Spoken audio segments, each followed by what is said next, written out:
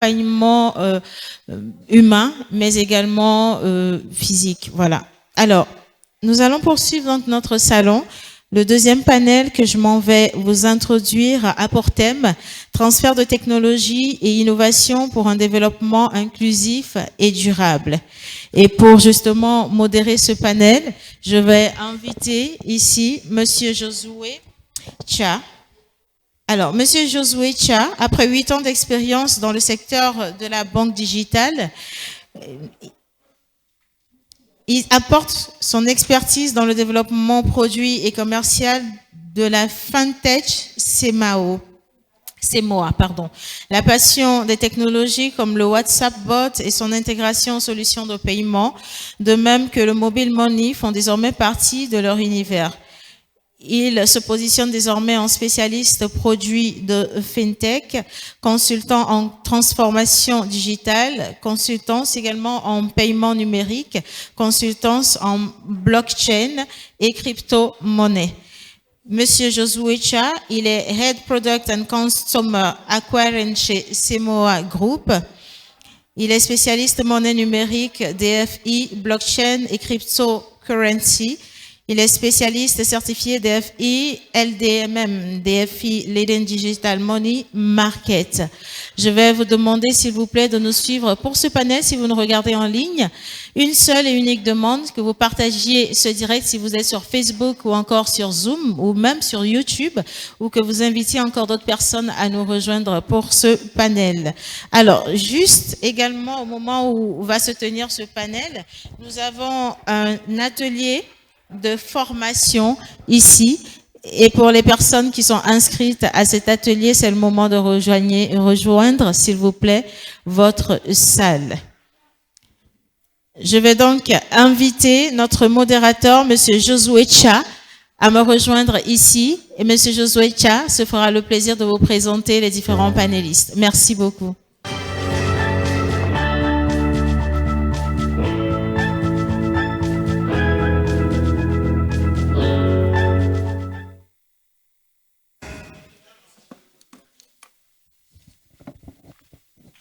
Alors, bonjour à tous. Nous allons démarrer ce deuxième panel et je m'en vais sans tarder inviter sur le podium Monsieur Noël Agbo, qui est notre premier panéliste. Il est chargé des transferts rapides et des paiements digitaux chez Ecobank Togo. Avec donc plus de 20 ans d'expérience professionnelle dans les métiers de la gestion de la clientèle des particuliers. Noël a occupé des fonctions de gestionnaire de compte et de chef produit de la banque des particuliers. Il a été activement impliqué dans le développement des produits de transfert rapide et des produits digitaux à Ecobank Togo. Enthousiaste pour le développement des nouveaux produits et de l'innovation, Noël a su accompagner la transition digitale qui fait d'Ecobank Togo une institution avant-gardiste en matière de digitalisation sur le marché togolais. Alors, sous vos ovations, nous allons donc accueillir Monsieur Noël Agbo, s'il vous plaît.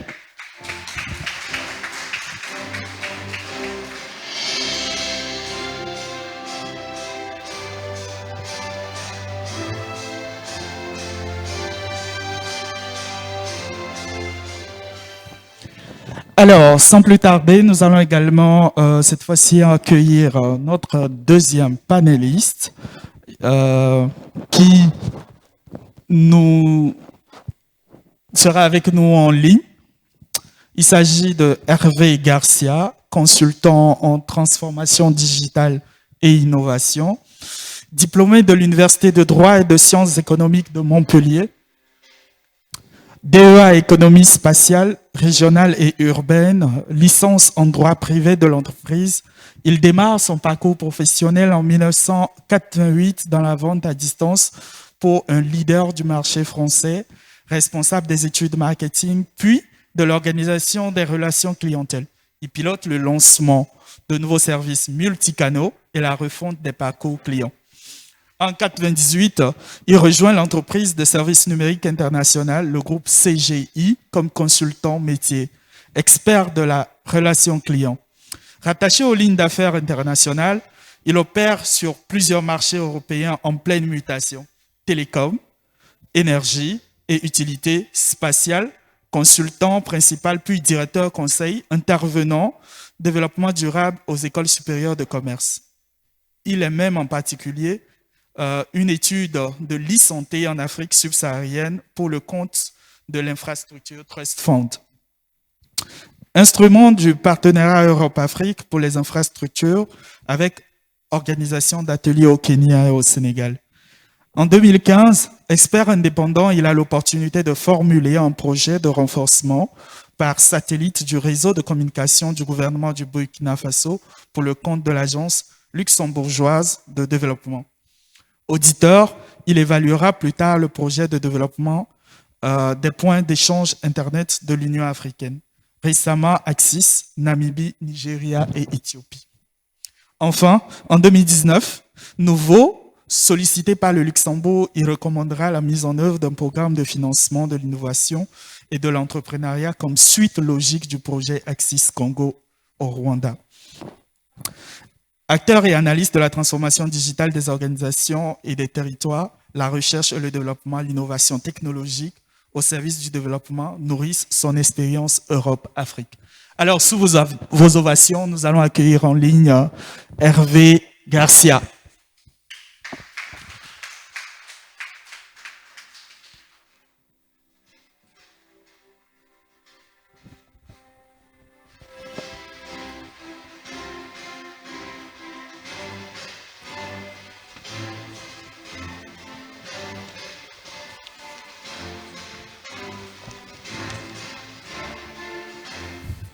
Alors, le dernier panéliste de ce jour, il s'agit de Ozu Anoumou, chef division clientèle, domaine d'activité, il est dans les télécoms et management de la relation clientèle. Titulaire d'une maîtrise des sciences et techniques en management des entreprises, options commerce et marketing, il cumule plus d'une vingtaine d'années d'expérience professionnelle, dont un peu plus de 10 ans dans les télécoms. En effet, en octobre 2010, il a rejoint l'équipe de Move Africa Togo, opérateur de téléphonie mobile, en qualité de chef division distribution. À ce poste, il a développé la stratégie de distribution de la société, basée sur des partenaires exclusifs, ce qui a permis à la société d'accroître son chiffre d'affaires de plus de 50% et d'améliorer considérablement la disponibilité des produits, d'augmenter les parts de marché et le taux de pénétration mobile. Depuis 2017 à ce jour, M. Ozu Anoumou occupe le poste de chef division clientèle où il a la responsabilité de garantir à la clientèle Move Africa Togo un service après-vente de qualité irréprochable pour la satisfaction des abonnés. Ces performances ont permis également d'améliorer les indicateurs de la société avec un taux de traitement de requêtes de plus de 95% de respect des délais et 85% de taux de satisfaction des clients. Alors, auparavant, il était en fonction chez Philippe et Maurice International, leader mondial des tabacs, où il a fait son début de carrière en qualité de promoteur.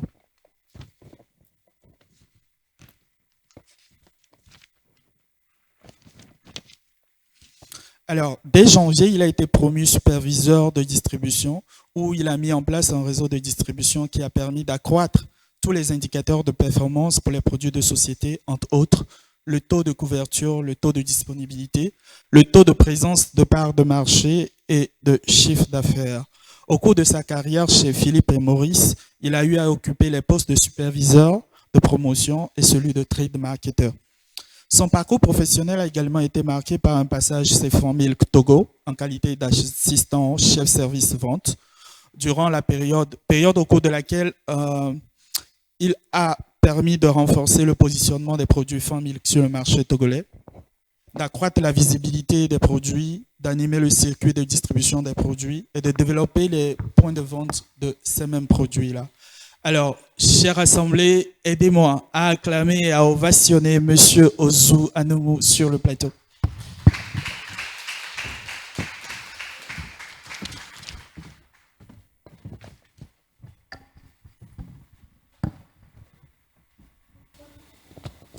Alors, sans plus tarder, nous allons lancer donc ce panel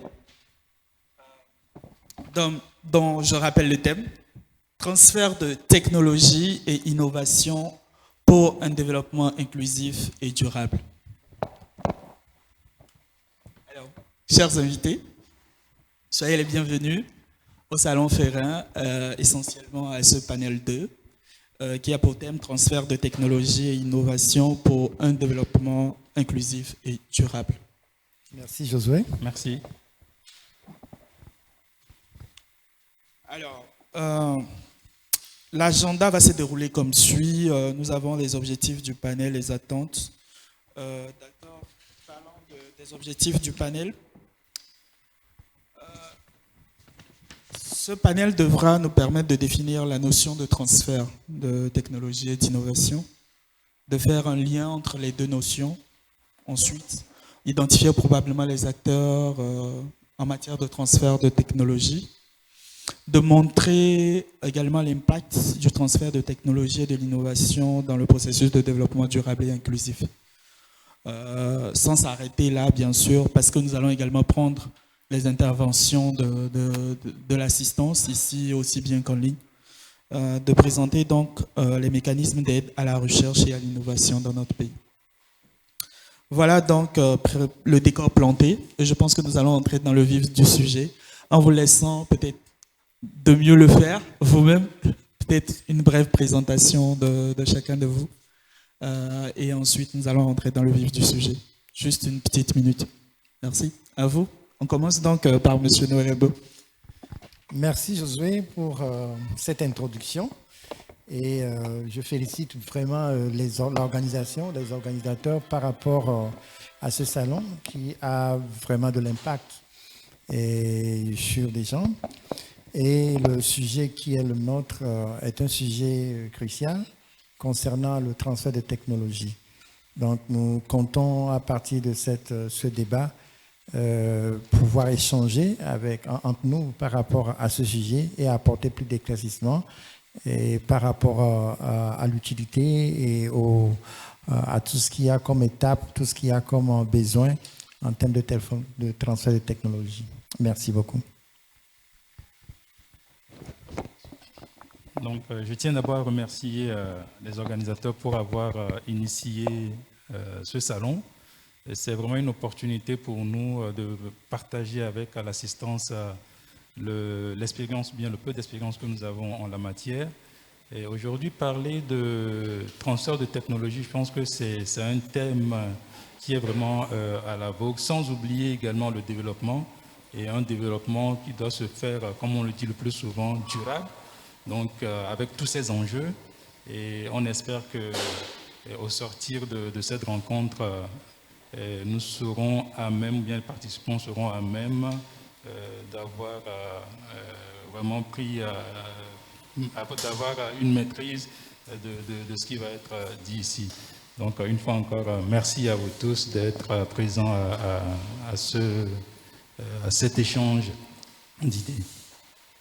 Super. Alors, je ne sais pas si notre panéliste en ligne, vous l'avez ?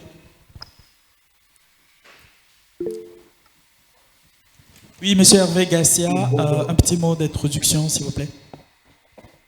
Oui, d'abord, bonjour à vous. Je suis heureux de vous rejoindre dans ce salon. Mon témoignage sera plus sur l'innovation et son financement que le transfert de technologie, mais je m'en expliquerai tout à l'heure. Merci, monsieur Hervé Garcia. Alors, pour entrer dans le vif du sujet, je dirais que voilà comment va se dérouler les débats. Je poserai les questions. Je vais l'adresser à un panéliste spécifique. Cependant, à la suite de la réponse, sentez-vous libre d'intervenir, chacun suivant son domaine de compétence. Merci. Alors donc, pour la première question, monsieur Noël Agbo, vous qui êtes dans le domaine de la banque et qui avez été précurseur en matière de digitalisation bancaire dans notre pays, le Togo.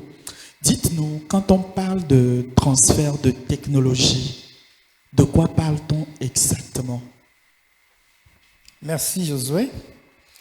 lorsqu'on parle de transfert en général, il y a le départ et puis l'arrivée. Tout à fait.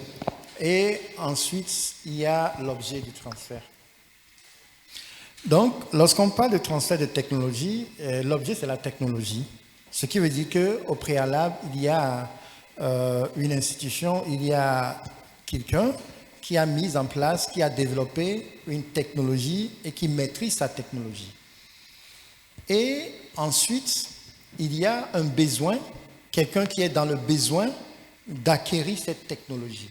Donc, lorsqu'on parle de transfert de technologie, il s'agit pour un créateur, un propriétaire, quelqu'un qui a développé une solution de technologie, de pouvoir en faire bénéficier, le partager avec quelqu'un d'autre qui pourra l'utiliser et bénéficier des avantages de cette technologie. Donc, de manière basique, je crois que c'est ça le transfert de technologie. Alors, je résume donc, comme l'a dit notre panéliste, M.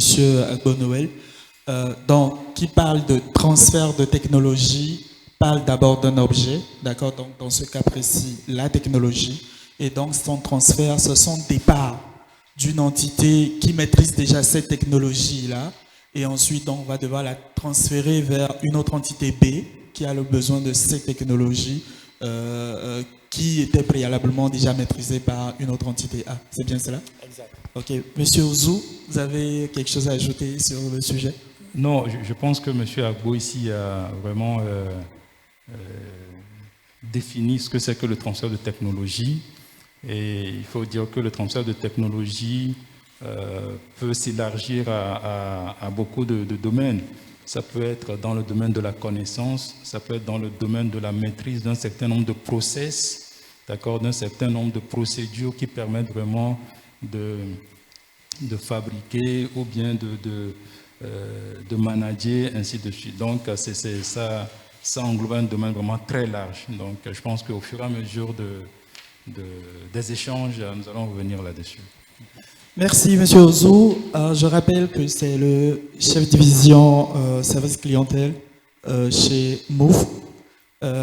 Je me retourne vers notre panéliste Hervé, qui est spécialiste en transformation digitale, qui pourra renchérir toujours sur cette notion, cette base de notions qu'on doit asseoir ici avant d'avancer. Et donc la question propre qui vous est adressée, c'est pensez-vous, M. Hervé, qu'il existe une relation entre le transfert de technologie et l'innovation? Quelle serait-elle si oui?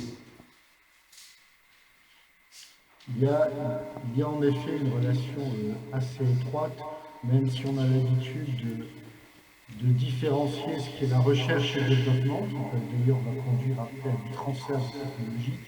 Et pour compléter ce qu'ont dit les précédents panélistes, il y a aussi un point important qu'on observe, c'est la capacité à organiser des laboratoires de recherche publique, pas seulement privés, qui eux vont être ensuite en charge, ou la source, le point de départ entre un certain nombre d'avancées de technologie.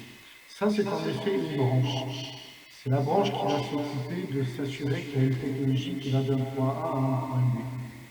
Mais le point B dont on parle, c'est souvent, pas seulement, mais aussi c'est souvent de jeunes entrepreneurs ou des gens qui veulent justement utiliser cette technologie pour faire de nouveaux produits et services. Et c'est là que l'on voit un lien direct de continuité entre le transfert et l'innovation. C'est que ce transfert de technologie a souvent vocation à inventer, à mettre en place de nouveaux produits et services. Merci, M. Hervé, pour ce point. Donc, pour résumer, M. Hervé a ressorti le fait qu'effectivement, dans un premier niveau, il faut du transfert de technologie. Donc, en amont, il faut une recherche et développement. Cette recherche et développement-là va permettre de faire des concepts, va permettre d'établir des process ou des procédés nouveaux, d'accord, qu'on pourra donc, à force de maîtriser, transférer à une autre entité B, qui, dans son développement, se trouve être en fait généralement de jeunes entrepreneurs qui n'ont pas encore suffisamment d'expérience, ou pourquoi pas dans le cadre des pays entre griffes, en voie de développement qui recevront donc ces technologies-là. Et donc, en même temps, faisant le lien entre le transfert des technologies et l'innovation, c'est-à-dire que cette entité B qui reçoit la technologie, ça va lui permettre de créer un produit nouveau. Et donc, de l'innovation. Ça va lui permettre d'amorcer ou d'adopter une nouvelle façon de faire. Et donc, d'où innovation. Donc, c'est carrément dans la continuité. Et si je fais donc un diagramme, j'aurai le R&D, le transfert de technologie, qui va ensuite impulser l'innovation. Tout à fait. Alors, pendant qu'on y est, et parce que nous parlons de transfert de technologie et d'innovation, alors, chers panélistes, la question elle est ouverte à vous trois. Chacun pourra intervenir à tour de rôle. Alors, est-ce qu'on peut parler de transfert de technologie ou bien peut-on faire le transfert de technologie dans tous les domaines? Vu qu'aujourd'hui, c'est vrai peut-être dans le secteur primaire, c'est vrai peut-être dans le secteur secondaire, mais lorsqu'on parle de la transformation alimentaire, par exemple, l'industrie de la transformation, c'est beaucoup plus le secret. Alors, peut-on parler ou bien doit-on faire le transfert de technologie à tous les niveaux? À vous. Je pourrais dire oui, on peut faire le transfert de technologie à tous les niveaux. C'est vrai que sous d'autres cieux ou bien sous d'autres formes, il y a, comment on appelle-t-on, des licences qu'on concède par exemple à des sociétés, et ces licences permettent à la société qui est réceptrice, c'est-à-dire celle-là qui reçoit le transfert de technologie, de pouvoir mettre sur le marché des produits identiques à celui ou bien à ceux qui ont été produits par l'industrie qui en fait transfère cette technologie-là. Donc il y a différentes formes de transfert de technologie. Ça peut être une licence, ça peut être, comme je l'ai dit, des process, des manières de faire, ainsi de suite. Donc à tous les niveaux, on peut faire vraiment un transfert de technologie. Donc attendez à ce que c'est pas seulement, c'est pas limitatif. À tous les niveaux, on fait le transfert de technologie. Ok, Monsieur Noël Agbo, pensez-vous qu'aujourd'hui, puisque nous sommes dans cette notion de transfert de technologie, EcoBank n'hésiterait pas à transférer son savoir-faire en matière de digitalisation à une banque concurrente? Bon, lorsqu'on veut parler de transfert de technologie, je veux d'abord revenir sur un point. Je veux parler du transfert volontaire et du transfert involontaire. Pour pouvoir transférer volontairement, donc le possesseur, peut-être qu'il a un intéressement pécunier ou il y a d'autres idées qui font qu'il peut transférer carrément la technologie dont il est l'auteur à une autre personne. Mais la deuxième chose, c'est le transfert pas involontaire, mais c'est du genre un pays qui accueille une usine venant de l'extérieur et qui exige que ce soit les nationaux, qui soient le personnel, qui soient les techniciens, et demande à ce que la structure puisse former au fur et à mesure les nationaux pour qu'ils prennent la relève. Ça produit des transferts de technologie. Mais il y a les effets où non pas néfastes, mais il y a des situations où les gens s'introduisent d'une manière ou d'une autre dans une structure et après repartent avec la connaissance de la technologie. Donc tout cela se passe. Alors, donc il y a toutes ces mesures de transfert des technologies. Bon, maintenant, est-ce que EcoBank peut transférer sa technologie dans le monde digital à une banque concurrente? Je dirais oui et non. Oui, en ce sens que le fait de mettre ces produits sur le marché est un fait public. Et les développeurs qui ont pu mettre en place les technologies, c'est les mêmes qui ont fait des écoles avec d'autres personnes. Donc, le fait déjà de mettre en place nos produits permet à d'autres de pouvoir suivre. Donc, c'est une sorte de transfert involontaire. Involontaire. Voilà, involontaire. Mais nous sommes heureux quand même de pouvoir et constituer sur le marché c'est-à-dire un exemple à suivre pour les autres. Donc, nous n'hésiterons pas de continuer et que d'autres puissent continuer à suivre les pas. Donc, je dirais oui. Ok, le point est noté. Donc, je pense que tout le monde, nous avons beaucoup de banques, beaucoup de préposés à la digitalisation qui nous suivent en ligne. Ils vont vous prendre au mot. Alors, je me retourne vers M. Hervé. Justement, quels sont les enjeux du transfert de la technologie et de l'innovation? Les enjeux sur tous les plans, donc positivement comme négativement. Quels sont les corollaires du transfert de la technologie?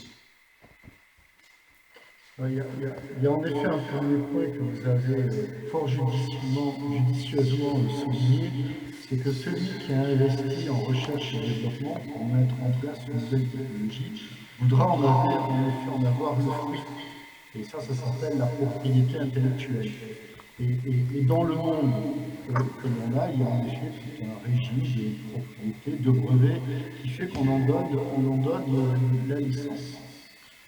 Comme il a été souligné, c'est un enjeu, et en effet, un pays peut très bien dire, vous voulez faire une usine chez moi, mais il faut associer un transfert de technologie.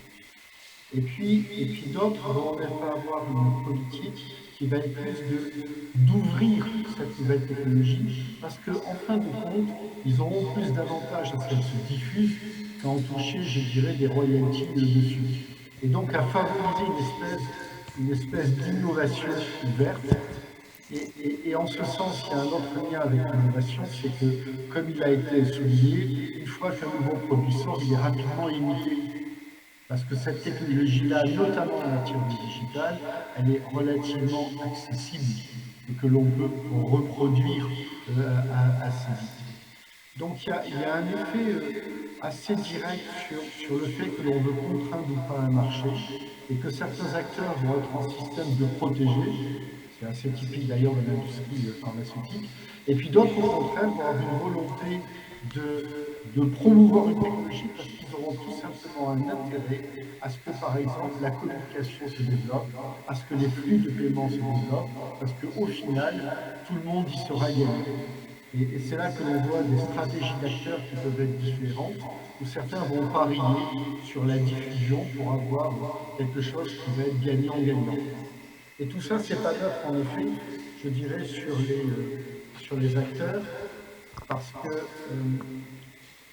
in fine, même si la technologie circule, il y aura toujours un intérêt pour ceux qui veulent développer des services, à un moment donné, à ne pas être consommateurs de nouvelles technologies, mais à revenir à un moment donné dans le cycle, à essayer eux-mêmes d'inventer ou de faire avancer la recherche et le développement. Je dirais qu'il y a un lien assez cyclique et on ne peut pas consommer un acteur que dans la R&D et que dans l'innovation. Je pense que tout le monde a intérêt à participer à un moment donné ou à un autre dans un cycle plutôt ouvert à cette boucle de recherche, développement et innovation, faute de quoi certains pourraient être, je dirais, juste cantonnés à des utilisateurs de technologie et pas être promoteurs ou inventeurs. D'accord, merci Monsieur Garcia. Donc, je récapitule. Donc, deux options. On a deux courants en fait. Les uns qui sont pour la diffusion de la technologie, parce que dans cette même diffusion-là, ça va créer tout un ensemble, ça va créer du flux, et du flux qui sera bénéfique pour tout le monde. Et de l'autre côté, on a ceux, surtout dans l'industrie pharmaceutique, ceux qui préfèrent en fait, en quelque sorte, monétiser ces technologies-là, donc à travers peut-être le système des licences et des brevets. Donc, mais l'idéal, ou bien en termes de recommandations, ce serait bien d'être dans une optique de promotion de la diffusion de la technologie, parce qu'en profitant à tout le monde, elle permettra d'élever le niveau, et puisqu'on élève le niveau, en quelque sorte, c'est une croissance globale qui sera soutenue, et donc chacun pourra trouver sa part. C'est bon pour le point. Alors, mon prochain point justement qui tient de là, c'est quels sont les acteurs en fait qui doivent intervenir, Noël, dans le transfert de la technologie au Togo? Au Togo, les acteurs, qui doivent intervenir. Donc, comme je l'ai déjà dit, il faut l'émetteur, il faut quelqu'un qui ait commencé. Ça peut être quelqu'un qui est de l'extérieur ou bien quelqu'un qui est un national, qui a mis au point une technologie particulière. Donc, il y a d'abord cet acteur. Maintenant, il faut un régulateur, parce que pour pouvoir encourager les développeurs, il faut aussi que ce secteur soit régulé et puisse être réglementé, afin que, autant que faire se peut, l'on puisse protéger l'intérêt du développeur et le pousser, lui donner assez de moyens pour continuer le développement. Donc, nous avons parlé du développeur, maintenant nous parlons du régulateur. Et il peut aussi avoir des facilitateurs. En plus des régulateurs, il y a un facilitateur. Donc, un facilitateur peut encourager donc, le développeur à pouvoir transférer à une tierce personne par tous les moyens, par les moyens législatifs ou bien par les moyens de sponsoring. Il peut donc permettre aux développeurs d'accepter de transférer la technologie à d'autres personnes. Et enfin, il y a les bénéficiaires du transfert de technologie. Donc, quelqu'un qui a dans le besoin, qui est dans une structure et qui ne veut pas retourner pour faire de la roue, pour inventer la roue, donc qui va pouvoir bénéficier de ce transfert de technologie. Ça veut dire qu'il a les capacités, il a la technicité afin de pouvoir maîtriser totalement l'élément de technologie et pouvoir reproduire ce transfert de technologie. Et enfin, il y a les consommateurs qui vont en bénéficier. Donc voilà un peu les acteurs que j'ai pu citer. Peut-être que je n'ai pas donné les noms, mais il y aura le temps où on pourra donner le nom à chaque fois. Alors, Monsieur Noël, avant de passer à Monsieur Ozu en même temps, est-ce que tous ces maillons, tous ces acteurs-là, tous ces stakeholders, est-ce qu'ils sont en place au Togo? Oui, je peux dire oui. D'abord, vous connaissez tout ce que FAEJ fait, tout ce que le ministère de l'inclusion ils font. Il y a un centre à Védi qui permet de l'innovation. Donc, je crois qu'il y a beaucoup d'initiatives qui permettent d'abord d'encadrer les innovateurs à pouvoir concrétiser leurs projets et à avoir la technologie. Et ils permettent aussi les partages d'expériences. Donc, je crois que sur ce plan, c'est en fait un facilitateur. C'est un facilitateur et les jeunes qui sont les développeurs. Maintenant, autour de ça, je crois que les régulateurs, l'OAPI par exemple, ou bien comment on appelle pour les chanteurs, le Bitodra par exemple, sont là pour la réglementation et pour l'encadrement du système. Maintenant, quand on voit sur le marché tous ces jeunes qui veulent connaître, je crois qu'il y a la troisième partie des récepteurs qui vont reproduire la technologie qui sont déjà là. Je trouve que le maillon est bien en place au Togo. Monsieur Ozu, même sujet. Oui, je pense que ce que je peux rajouter à ce que M. Agbo vient de dire, parmi ces intervenants, il a tout souligné, il faut également rajouter les acteurs secondaires, je pense qu'il en a parlé. Donc, c'est tous ceux-là qui sont comment on appelle, qui constituent une courroie de transmission entre l'émetteur et le récepteur. Donc, on les appelle les acteurs secondaires. Ce sont même des gens qui vous négocient des licences pour pouvoir vous permettre de reproduire, par exemple, un produit, un bien ou un service. Donc, aujourd'hui, au Togo, comme il a dit, nous avons des structures en place qui permettent vraiment d'accompagner les opérateurs économiques ou bien, disons, les porteurs de projets à pouvoir vraiment aller vers, comment on appelle ce transfert de technologie-là, une fois qu'ils auraient identifié un récepteur, ainsi de suite. Donc, les cabinets conseils, les cabinets de formation, ainsi de suite. Alors, je reste toujours avec vous. Prenons un cas concret. Moi, je suis universitaire et j'ai bien envie de faire une recherche ou bien d'avancer, de faire de la recherche et développement dans une technologie particulière. Mais quand je finis, naturellement, le dilemme qui se pose, je ne veux pas que ça se sache. Parce que nous sommes nombreux à avoir fait ces expériences-là, peut-être même pas encore à l'échelle de la technologie, mais du moins que j'ai fait un procédé, que j'ai rédigé un projet. Mais lorsque je m'avance, parce que je suis à la recherche du financement, ou lorsque je m'avance pour expliquer ceci à un industriel ou bien quelqu'un qui a déjà les moyens, mais que je me vois tout simplement subtiliser mon procédé ou bien ma connaissance.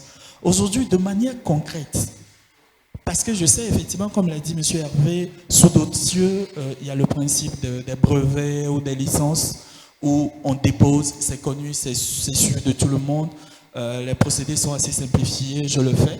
Et à partir de là, je suis sûr que toute personne, j'ai en fait un moyen de monétiser en fait ma licence. Mais est-ce que sous nos cieux, c'est vraiment pratique? Est-ce que c'est assez concret, ce procédé-là, cette manière de faire aujourd'hui, M. Ozo? C'est vrai que aujourd'hui, la plupart de nos pays sont des pays en voie de développement, même si certains sont à un niveau plus élevé que d'autres. Mais comme on le dit souvent, le plus souvent, qui ne risque rien à rien. Vous avez une idée que vous voulez maintenant matérialiser. Vous n'avez pas les moyens. Vous avez les structures. Mais le plus important, c'est vraiment demander conseil, aller vers ces structures-là qui sont à votre disposition, qui pourront vous accompagner. Mais une fois que votre idée qui germait en vous prend forme, mais on l'a déjà dit, c'est de mettre en place, ou bien vous avez des structures qui vont vous accompagner pour pouvoir maintenant, comment on appelle-t-on, vous permettre d'avoir des licences, ou bien le droit de propriété intellectuelle, comme on l'appelle le plus souvent, de ce qui vous garantit aujourd'hui que vous êtes vraiment l'auteur ou bien le détenteur de cette technologie-là. Donc, je pense qu'il n'y a pas à avoir peur de dire, voilà, j'ai une idée et que quelqu'un d'autre vous... Non, le plus souvent, ce qu'on oublie aussi, quand une idée germe en vous et que vous l'avez éprouvée et que, in fine, vous avez pu mettre en place quelque chose, même la personne qui vous imite n'a pas vraiment cette maîtrise de la chose autant que vous.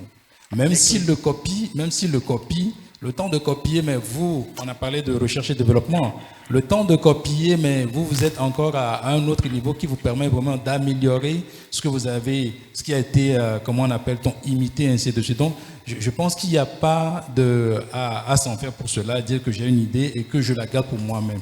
Donc, mettez toutes les chances de votre côté, allez vers les professionnels de la chose. On a parlé des cabinets qui pourront vous accompagner, des assistances, ainsi de suite. Mais une fois que l'idée, elle naît et que vous arrivez à la matérialiser, protégez-la avec, comment on appelle, un brevet. Donc, c'est vraiment ce que je pourrais dire à ce niveau. Alors, M. Hervé, je me retourne vers vous.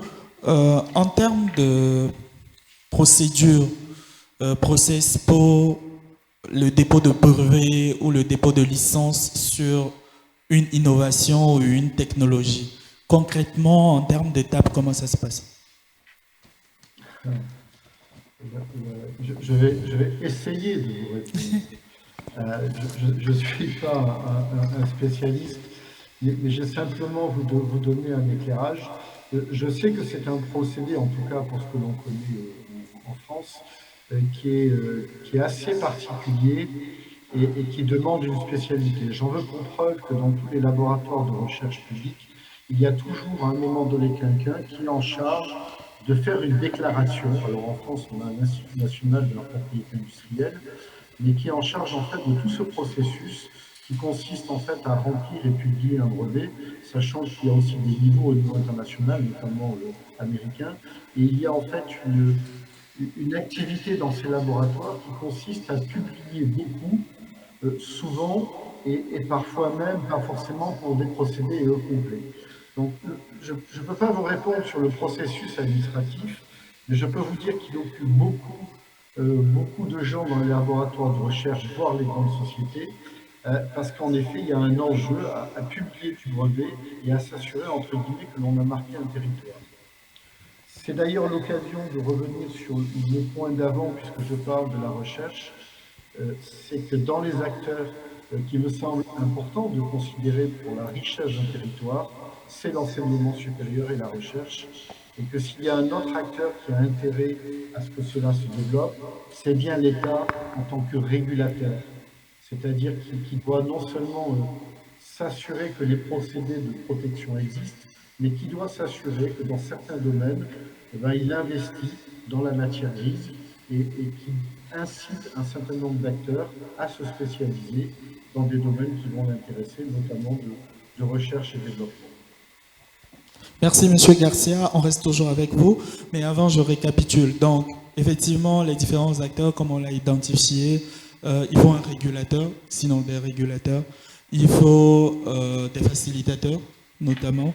Et il faut également des gens qui font de la recherche et développement pour acquérir de la technologie et ensuite pouvoir la transférer à travers un système de brevet ou un système de licence, pour permettre également à ces personnes-là qui passent du temps dans la recherche et développement de pouvoir monétiser en quelque sorte leur recherche. Alors, effectivement, M. Garcia l'a mentionné tout à l'heure, il est question de motiver cette activité-là au niveau de notre enseignement supérieur. Qu'en est-il aujourd'hui concrètement au Togo? Est-ce qu'il y a ces exemples-là où on a de la collaboration entre l'enseignement supérieur et le privé pour matérialiser donc un transfert de technologie ou encore une innovation? Est-ce que vous avez des exemples que vous pouvez partager avec nous, ou bien en tout cas, qu'est-ce qui a fait concrètement en la matière, M. Ozo? Aujourd'hui, ce que nous faisons à Move Africa Togo, c'est que nous avons signé un partenariat avec certaines universités privées de Lomé qui aujourd'hui mettent à notre disposition des étudiants vraiment sortis de formation. Et la structure leur a ouverte. Nous avons reçu vraiment beaucoup de même de développeurs d'applications et autres qui sont passés vraiment faire leurs preuves chez nous ici. Donc, ce que je pourrais dire au niveau de Move Africa Togo, c'est ce qui se fait. Mais je suis sûr que dans les autres structures également, les structures que nous avons au niveau de la zone franche qui sont dans la production, dans la fabrication, je suis sûr qu'ils doivent avoir vraiment des dispositions, bien des dispositifs pour accompagner les jeunes qui sortent de formation et pour pouvoir leur permettre de développer vraiment leur talent et ainsi de suite. Bon, sinon, au niveau de Move Africa Togo, en termes de développement d'applications, d'intégrateurs de solutions et autres, nous travaillons avec beaucoup de jeunes dans ce domaine-là. Merci, M. Ozo. Oui, Noël. Bon, je crois que c'est le cas d'EcoBank Togo aussi, qui continuellement reçoit des jeunes étudiants, soit en cours d'études ou bien en fin d'études. Au niveau du groupe, vous êtes au courant de FinTech Challenge, qui permet à des développeurs, à des jeunes qui ont mis en place un certain nombre de technologies, de pouvoir compétir et de pouvoir être soutenus lorsqu'ils sont choisis afin d'être connus. Et pas plus tard que cette année, EcoBank Togo a pu sélectionner une vingtaine de jeunes diplômés, Bac plus 5, qui actuellement sont en train de connaître la banque. Et ils ont 1 an pour le faire. C'est des jeunes qui n'ont aucune expérience, mais qui ont été pris pour connaître la banque simplement. Donc il y a de ces initiatives au niveau d'EcoBank Togo.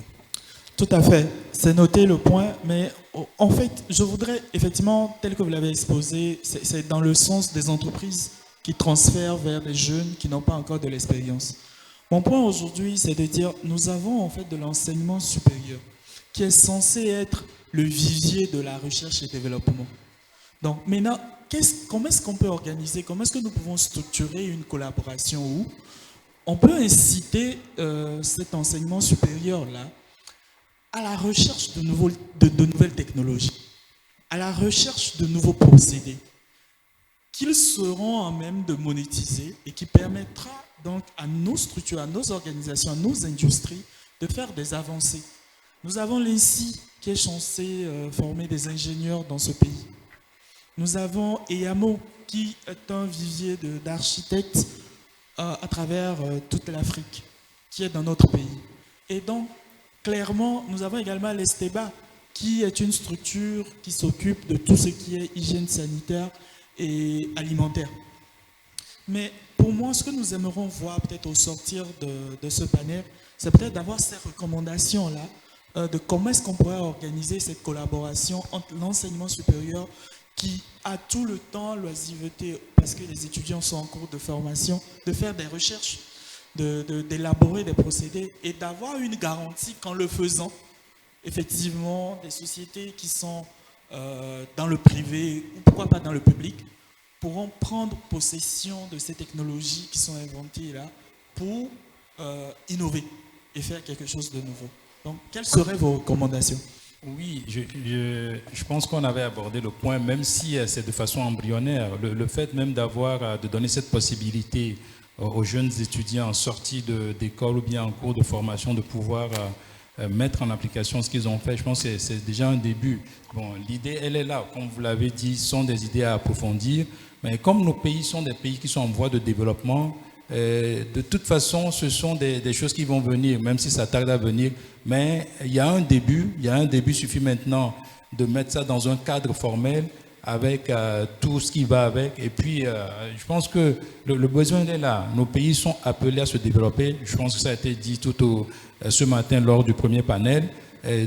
On ne peut pas ne pas s'industrialiser. Donc, le fait d'aller vers l'industrialisation, c'est une aubaine pour ces jeunes-là, vraiment de marchander ce qu'ils ont acquis, de marchander tout ce qu'ils ont pu développer.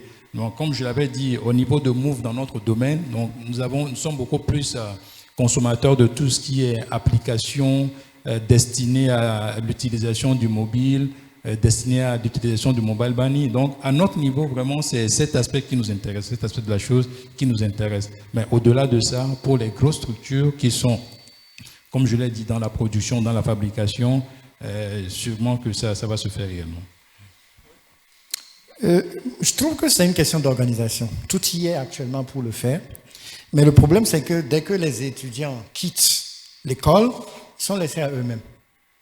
Est-ce que lorsque l'étudiant finit ses cours, ses études, et qu'il va en stage, est-ce que l'école les suit? Est-ce qu'on a travaillé avec cet étudiant pour pouvoir déceler les besoins lorsqu'il va dans une entreprise? On lui dit de déceler un réel besoin.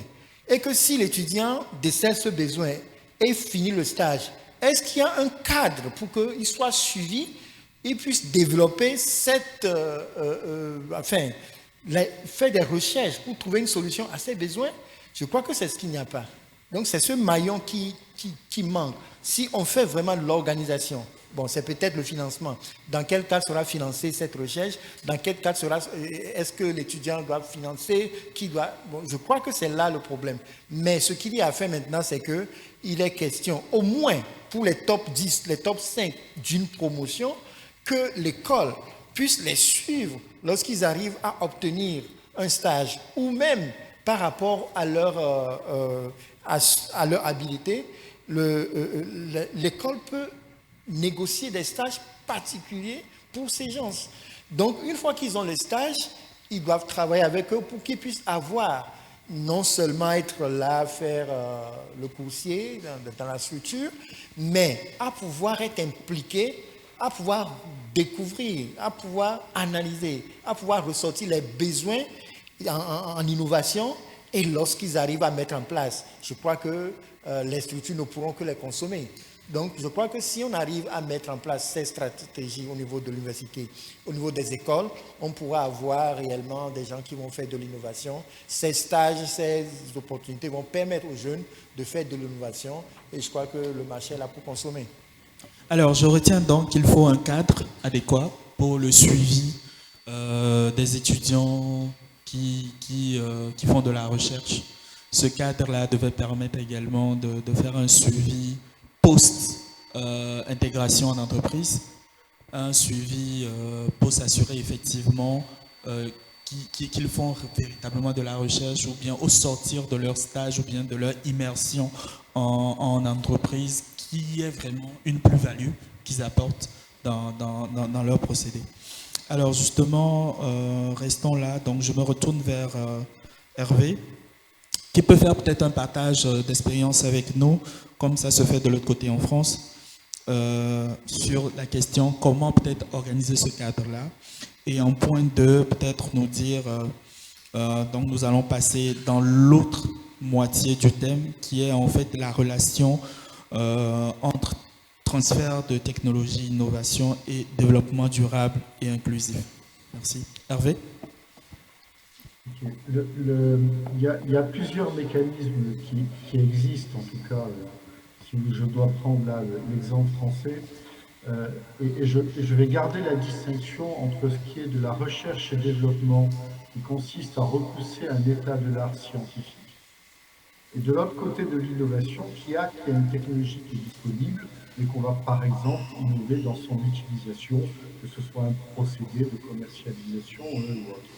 Sur la partie recherche et développement, il y a en France des thèses, un système CIFRE qui fait qu'un thésard verra en fait, parce qu'il participe à un programme de recherche et développement, verra ses études financées. Et s'il le fait dans le cadre d'une entreprise, l'entreprise va participer au financement de sa thèse.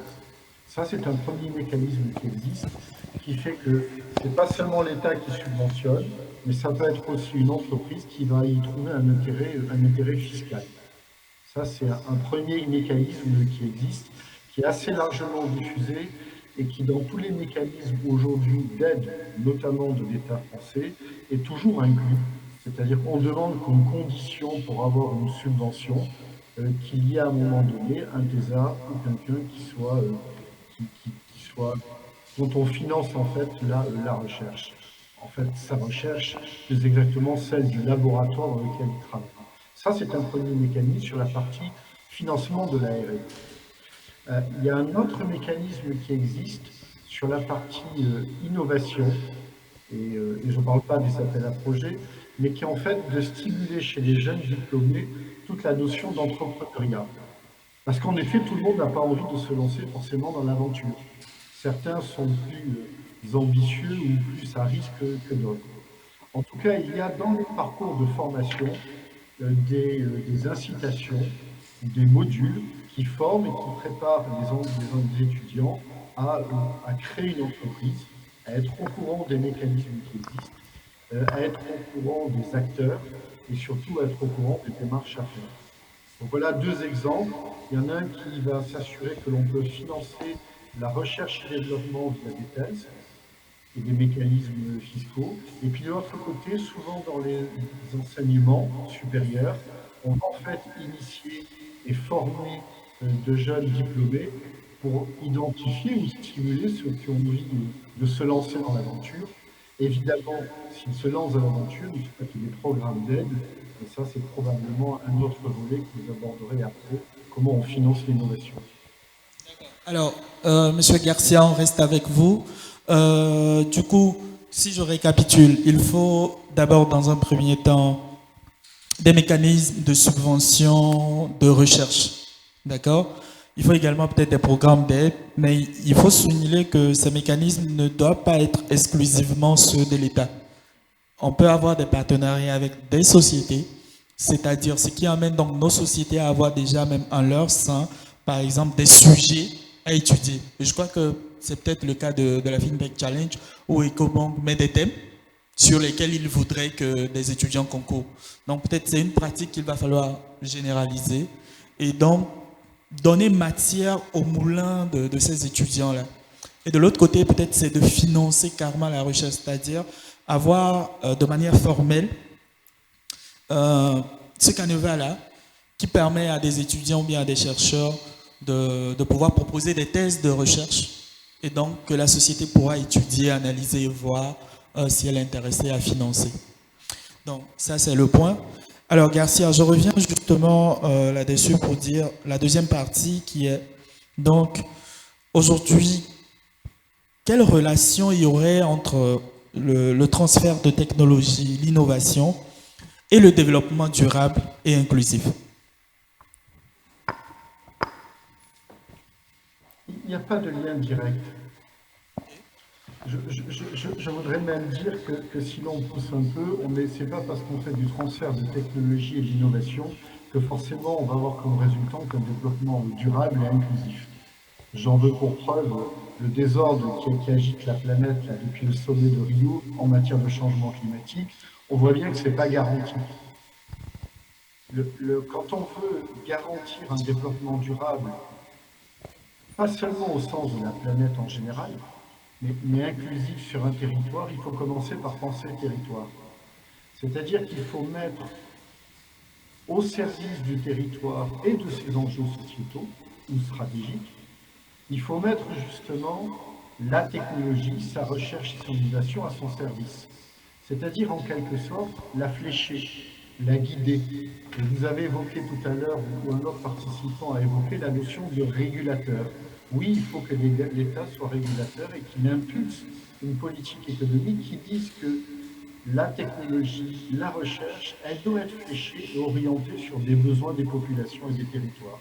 Et ça me semble indispensable dans, un, le bon usage de l'argent public, deux, dans la bonne matérialisation de partenariats publics-privés. Merci, Monsieur Garcia. Donc, naturellement, comme vous l'avez dit, science sans conscience n'est que ruine de l'âme, n'est-ce pas?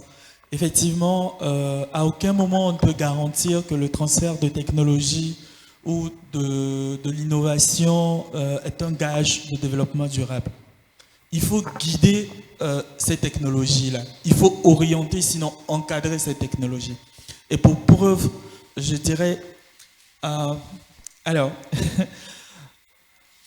avant peut-être les voitures, on ne polluait pas suffisamment notre environnement, n'est-ce pas?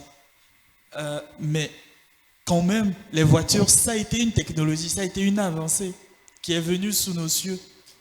Mais les émissions de gaz à effet de serre ne font qu'augmenter au fur et à mesure. Quoiqu'aujourd'hui, on essaie de rattraper, mais quand même, ça veut dire que c'est vrai pour nous, justement, parce que le Togo a énoncé sa politique d'incitation à l'innovation et donc à la technologie en 2021, peut-être ne pas commettre les mêmes erreurs que les nations aînées qui dans le cadre du développement ou bien de la technologie, ont quand même ruiné un tant soit peu la nature ou la planète.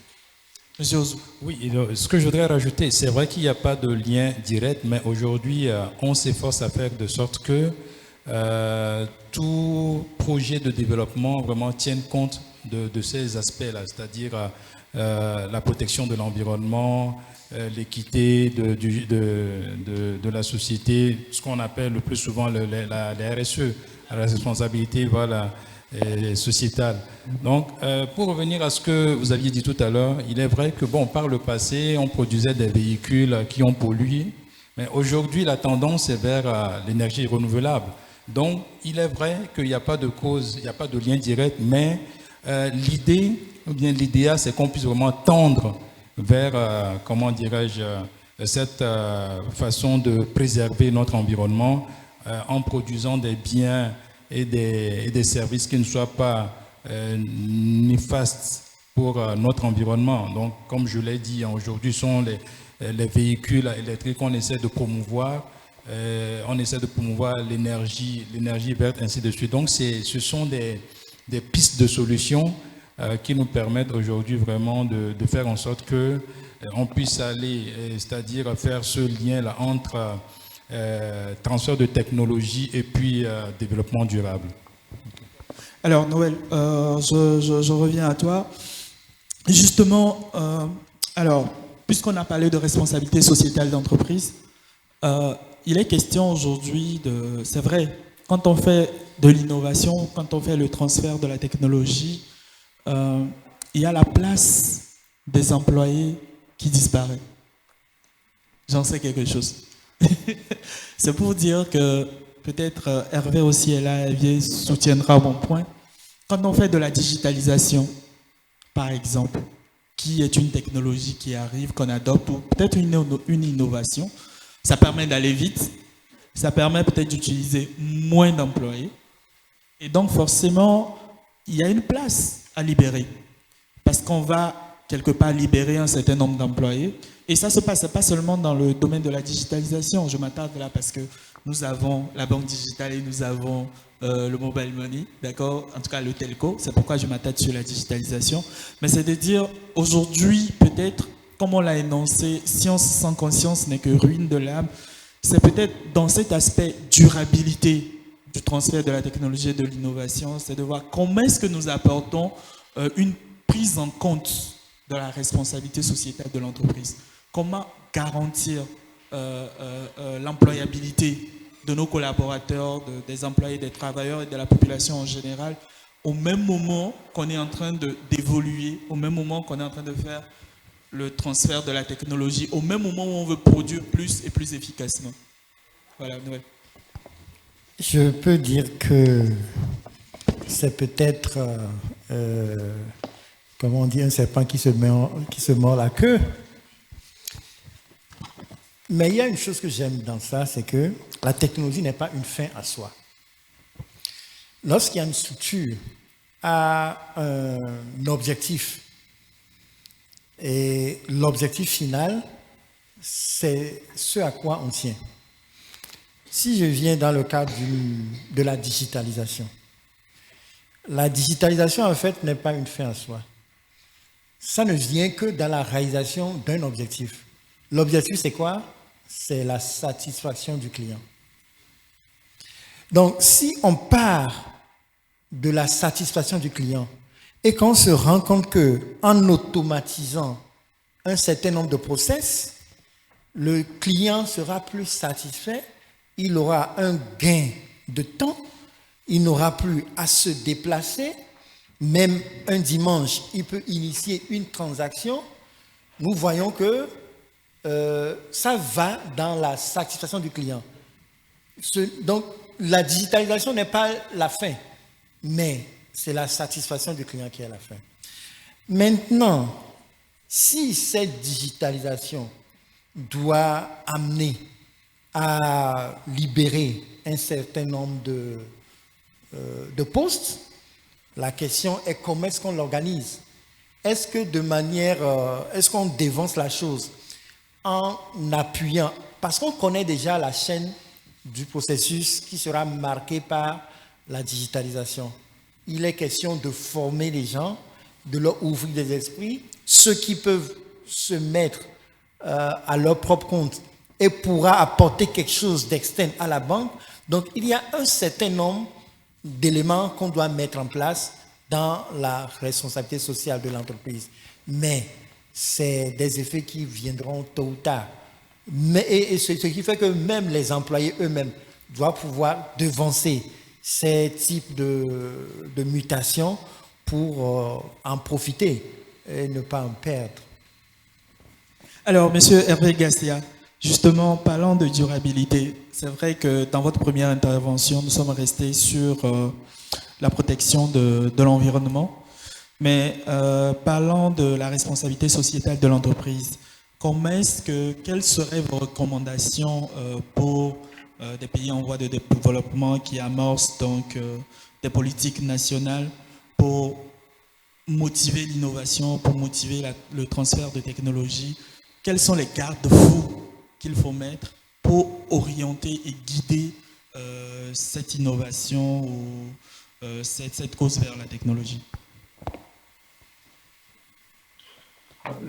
La réponse qui me vient à l'esprit, ce serait probablement de revenir à des choses qui orientent d'une certaine façon beaucoup de relations internationales sur les objectifs de développement durable.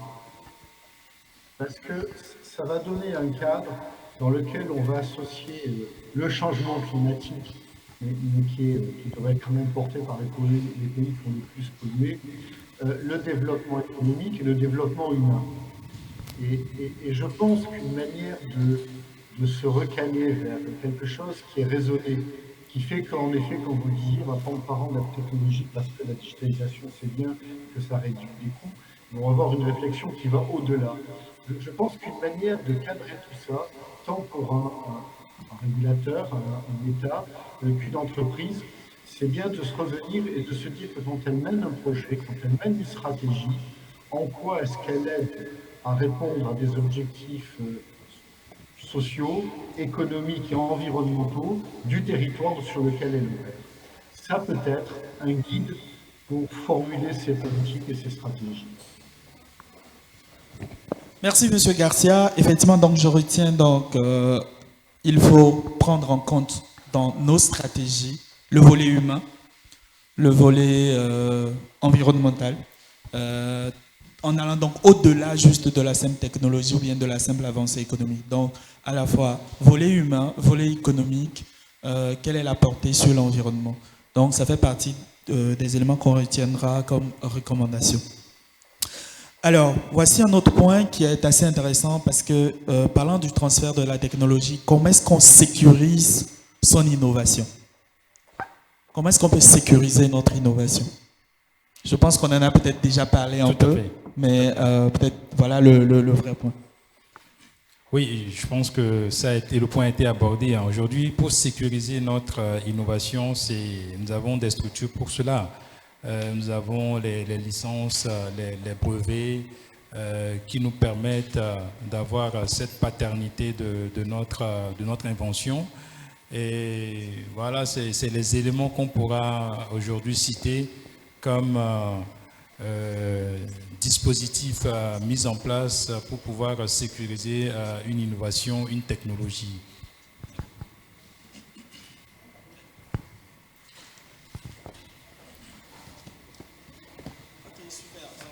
Nous avons des questions de nos internautes. Je me permettrai, pardon, est-ce que je peux me permettre d'ajouter quelque chose? Oui, Monsieur Garcia, allez-y. Il y a un autre point qui vient, qui est au-delà des protections juridiques, qui suppose qu'on est dans un cadre. Il y a aussi autre chose. Une manière de protéger son innovation, c'est aussi d'aller vite. C'est-à-dire d'aller très vite pour la mettre sur le marché. Et tout à fait. On parle en ce moment de minimum viable product pour faire du franglais. En tout cas, il ne faut pas attendre qu'on ait un produit qui soit parfait. Quand on a une idée, il faut la pousser très vite sur le marché. C'est probablement un des meilleurs moyens de la protéger, c'est de la faire exister aux yeux de tous rapidement, comme ça vous la reconnaît.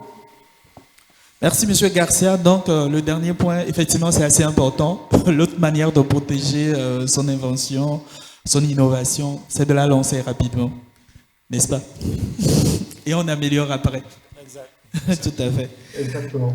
Alors, la première question, c'est quel conseil peut-on donner aux pays en voie de développement par rapport au transfert de technologie et innovation? Monsieur Jean-Claude? Quel conseil donner? Je pense que tout cela, normalement, doit figurer dans la stratégie de développement que chaque pays a dû mettre en place. Donc, on ne peut pas dire, voilà, le conseil qu'ici a tel... Tout dépend du secteur dans lequel on voudrait vraiment avoir ce transfert de technologie. Donc, on ne peut pas dire qu'il y a, comment dirais-je, un standard pour pouvoir aller vers cette importation de technologie. Tout dépend du domaine dans lequel on voudrait vraiment bénéficier de cette technologie-là. Mais comme on l'avait dit, il y a des structures en place aujourd'hui qui pourront guider tout pays qui veut bénéficier d'un transfert de technologie. Il y a des structures, en place qui sont des conseils, des cabinets conseils qui pourront assister ces pays-là à aller vers le choix de technologies appropriées au domaine qu'ils auraient identifié. Tout à fait. Alors, Monsieur Jean-Claude, je reste avec vous parce que sur ce sujet-là, vous n'êtes pas sans savoir que dans certains pays anglophones, notamment le Ghana par exemple, que vous soyez un investisseur étranger ou pas, il y a des dispositions légales qui vous obligent à avoir pour numéro 2 dans la boîte des nationaux, qui en quelque sorte favorise, comme l'a dit M. Noël, de manière involontaire le transfert de la technologie. Est-ce que les pays en voie de développement ne devraient pas s'inscrire dans ce cadre-là? Aujourd'hui, dire, ok, d'accord, c'est vrai, nous vous offrons des conditions intéressantes pour la zone franche, pour la fiscalité, etc. Mais en contrepartie, voilà, vous êtes obligé d'employer des nationaux à un niveau assez intéressant dans l'entreprise pour s'assurer du transfert de la technologie. Est-ce que ce genre de mesures ne sont pas en quelque sorte Oui, ce sont des choses qui se font. Je pense que, comme je l'ai dit, ça dépend des secteurs. Il y a des secteurs dans lesquels, si vous voulez investir, il y a des contraintes ou bien des dispositions qui sont prévues. Donc, tout dépend du secteur dans lequel vous voulez vraiment investir ou bien faire ce transfert de technologie-là. Donc, il n'y a pas de, comme je l'ai dit, de règles standards, mais ça dépend des secteurs dans lesquels le transfert doit se faire. Oui, je crois que tu as abordé un point important. C'est une question de stratégie. Et je crois qu'il y a un certain nombre de réglementations existantes ici au Togo qui obligent, dans le cadre de financement, d'installation d'une structure, qui doit avoir un minimum de financement local dans le capital. Et ensuite, de plus en plus, nous voyons même le directeur général, il y a certaines structures où on impose que ce soit un national. Donc, je crois que ces incitations, on doit pouvoir le faire. Par exemple, quand une structure veut venir, ne pas lui donner une durée illimitée. Vous avez une durée et après vous partez. Et on espère que d'autres pourront prendre l'espace de notre zone franche. Elle ne doit pas être illimitée. Il ne doit pas être illimité. À un certain moment, il faut que ce soit poursuivi par des nationaux, que ce soit des initiatives qu'ils prennent. Je voudrais aussi dire une chose, c'est que si on veut mettre, c'est une question qui était passée, une relation entre le développement, l'innovation, le développement et l'inclusion, il faut forcément un facilitateur. Il y a quelqu'un qui doit dire, voilà un domaine que je veux promouvoir et j'ai un financement pour ceux qui vont pouvoir faire des recherches dans le domaine de l'agriculture, dans le domaine du solaire. Il s'agira de déterminer les domaines prioritaires. Et quand on met l'emphase sur ça, je crois que les gens vont y aller. Et ce n'est qu'en cela qu'on pourra avoir une relation entre l'innovation et le développement durable. Les gens individuellement ne peuvent pas penser au développement durable. Chacun pense à soi. Donc il faut que une structure officielle puisse prendre des dispositions, mettre en place des domaines et mettre en place des incitations pour que les gens puissent, d'une part, développer, faire des recherches et d'autre part, faire venir d'autres développeurs, des gens de l'extérieur qui vont pouvoir venir transférer la technologie et qui pourra servir au développement et puis à l'inclusion financière. D'accord. Alors, une toute dernière question avant que je n'ouvre les questions à la salle, à l'Assemblée.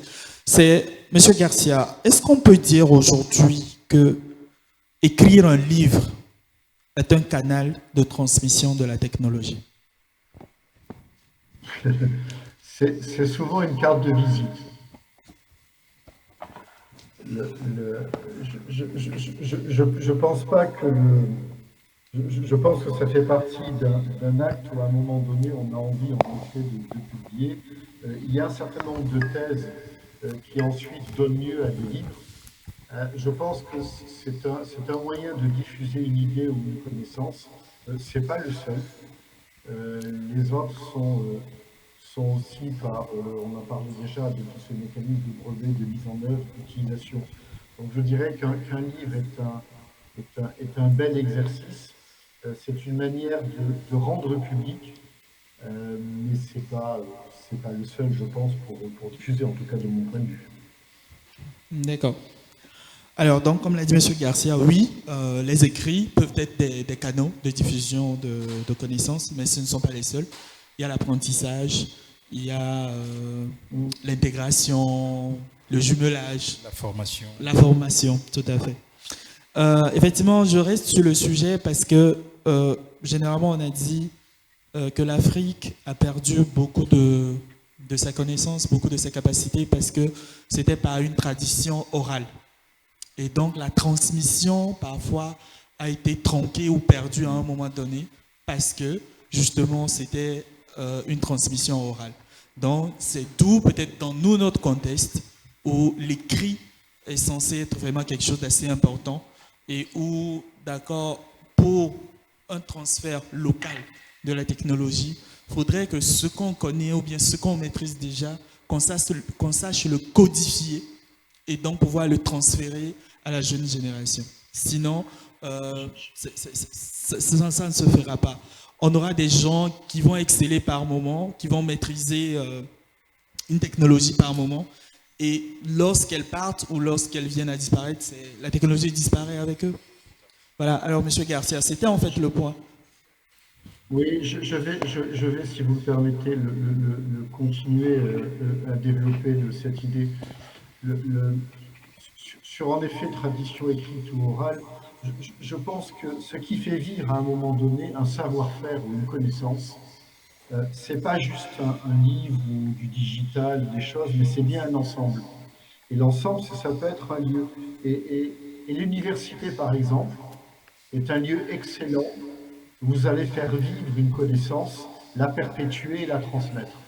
Et je crois beaucoup à ces lieux comme ça de savoir. Et un universitaire peut écrire un livre, mais surtout il va transmettre son savoir et sa connaissance. Et cette notion-là de culture orale ou écrite, moi je la prendrais plutôt en disant où est-ce que l'on organise les lieux où la connaissance elle va vivre, parce qu'elle sera traduite, elle sera perpétuée, elle sera approfondie. Les universités sont un bon exemple. Vous pouvez avoir des centres en effet de formation, tous les lieux où les gens vont à un moment donné transmettre, y compris par l'exemple, un savoir-faire ou une tradition ou une connaissance. Et un dernier point qui me vient, parce que tout à l'heure, quand vous avez parlé des stratégies et des différentes choses, il y a aussi une chose qu'il ne faut pas oublier, c'est le pouvoir de négociation. On peut avoir une stratégie, mais il faut aussi avoir un pouvoir de négociation pour mettre en place un certain nombre d'actions. Merci Monsieur Garcia, merci pour ce point très intéressant. Et donc sur cette note, je m'en vais ouvrir la séance de questions-réponses avec l'assistance. Si vous avez des questions, nous serons ravis de les prendre.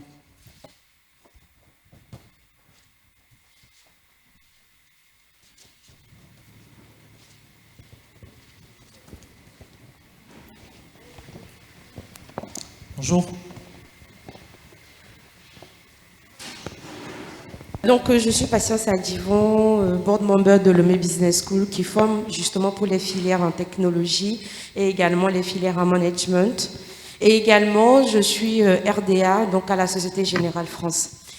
Maintenant, j'ai la question, et d'abord, je vais remercier les organisateurs du salon pour la chance que nous avons d'être là aujourd'hui sur ce panel, et remercier aussi les panélistes. Merci d'abord pour les interventions, mais merci parce que vous nous accompagnez déjà, l'Omé Business School, pour tout ce qui est formation pratique de nos étudiants. À l'Omé Business School, on s'engage à donner des stages chaque année à nos étudiants, et grâce à vous, EcoBank Move Africa, nos étudiants ont la possibilité de faire des stages. Alors, Move, c'est évident parce qu'il peut faire du développement, l'intégration, les réseaux, c'est facile. Ce que j'ai remarqué, bon, ce n'est pas uniquement pour EcoBank, mais c'est le secteur bancaire en particulier au Togo, quand je compare avec justement la Société Générale en France et d'autres banques, qui est un peu plus fermé pour ces filières technologiques ou donc tout ce qui peut être développement d'applications.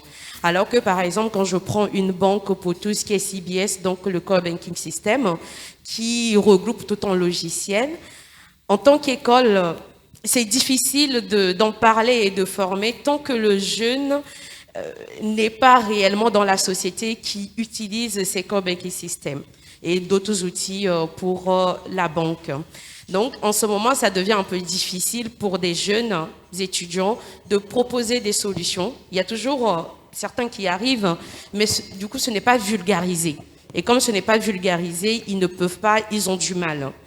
Donc, ma question, c'est de savoir qu'est-ce qui fait que pour le secteur bancaire, c'est aussi fermé pour ces filières-là, pour les prendre ne serait-ce qu'en stage, en cours de formation, puisque je sais que quand c'est les fins de formation, c'est un peu plus facile, mais en cours de formation, qu'est-ce qui justifie le fait que ce soit plus fermé? Est-ce que c'est réglementaire?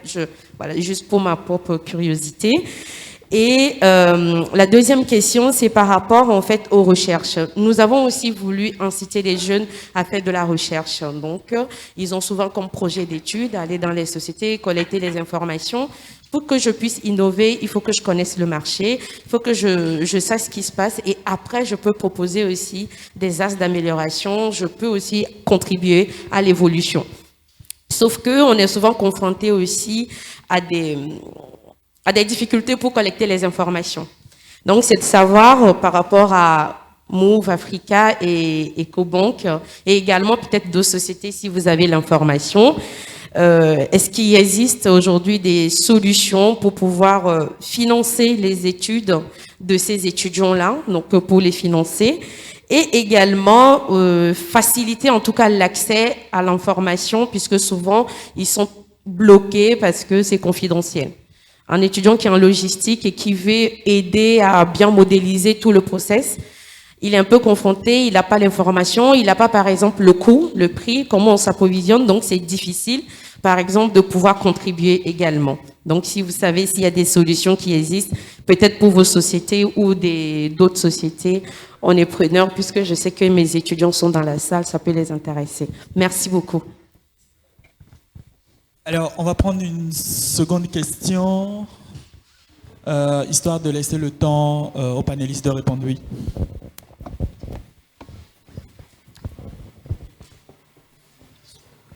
Bonjour tout le monde. Bonjour, M. Semedo. Oui, c'est Wilfried de Semedo.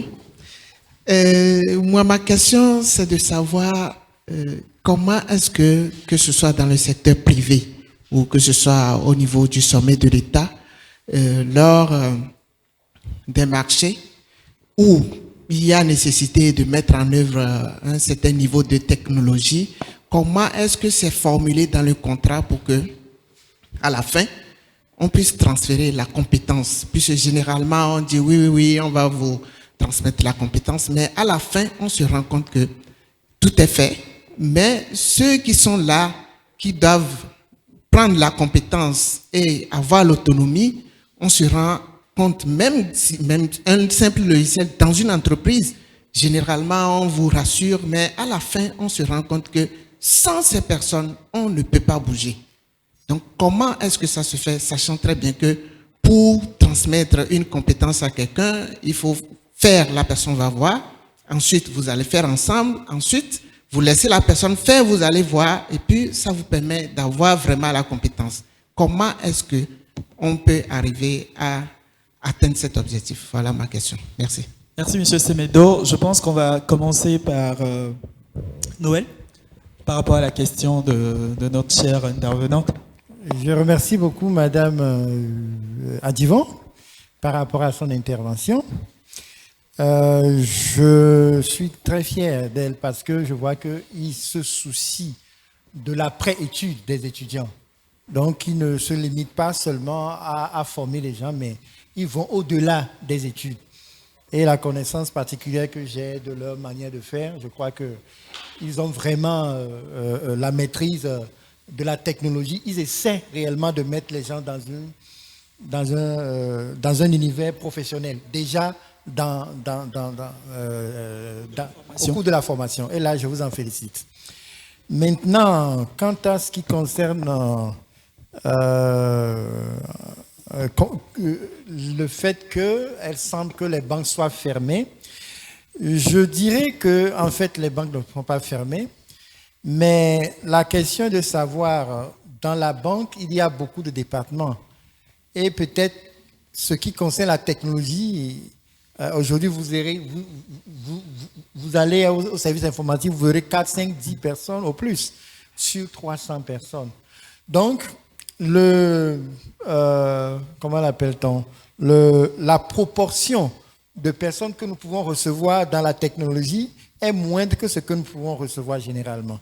Donc, en vous disant que généralement, nous avons près de centaines de stagiaires qui viennent tout le temps de divers horizons. Mais la deuxième chose, c'est la nécessité pour les écoles de faire du véritable lobbying. C'est de pouvoir approcher les ressources humaines et de démontrer que les étudiants peuvent venir développer quelque chose de nouveau et que ça va profiter autant à l'étudiant qu'à la banque. Si les ressources humaines ont cette connaissance et que, pour anticiper la question de M. Semedo, ils élaborent un programme, un objectif de stage d'intégration, ça fera qu'il y a des étapes à suivre. Il y a un certain nombre d'éléments que l'étudiant ou bien la personne qui vient recevoir les transferts de connaissances, qu'il doit avoir fait. Et on pointe. Mais si on laisse seulement au service qui accueille l'apprenant de lui faire ce qu'on veut, c'est naturel que ce qu'il va recevoir ne sera pas organisé.